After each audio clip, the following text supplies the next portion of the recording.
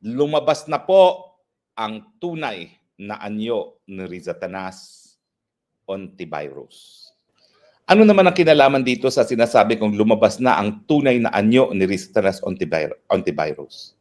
Well, dahil ang kanyang PR nga po, mula nung siya ay nasa Congress hanggang siya ay tumakbo ng Senado, siya daw po ay para sa karapatang pantao. Pero ano po ang nabalita kahapon lamang?